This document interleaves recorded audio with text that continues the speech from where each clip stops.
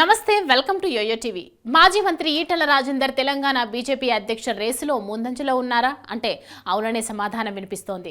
పార్టీలోనే కాదు రాష్ట్ర ప్రభుత్వంపై పోరాటంలో తానే ముందున్నందున తనకే అవకాశం వస్తుందన్న నమ్మకంతో ఉన్నారు ఈటల రాజేందర్.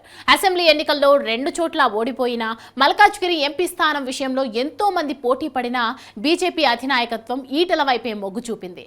ప్రస్తుతం అధ్యక్షుడు కేంద్ర మంత్రి కిషన్ రెడ్డి సపోర్ట్ కూడా ఈటలకే ఉండటంతో మల్కాజ్గిరి నుండి ఈటలకే టికెట్ వచ్చింది. ఆయన కూడా భారీ మెజారిటీతో గెలిచారు. రాష్ట్రం నుండి 8 మంది ఎంపీలు గెలిచిన నేపథ్యంలో కిషన్ రెడ్డితో పాటు మరో 2 మంత్రి పదవులు వస్తాయని, బండి సంజయ్తో పాటు ఈటలకు కూడా అవకాశం ఉంటుందని చివరి వరకు ప్రచారం జరిగింది. కానీ ప్రధాని మోడీ, అమిత్ షాలు ప్రస్తుతానికి రాష్ట్రానికి 2 పదవులు ఇవ్వడంతో ఈటలకు ఛాన్స్ రాలేదు. ప్రమాణ స్వీకారానికి ముందు రోజు అమిత్ షా ఈటలను పిలిపించి మాట్లాడటంతో ఈటలకు అధ్యక్ష పదవి ఇస్తారని అంతా ఫిక్స్ అయ్యారు.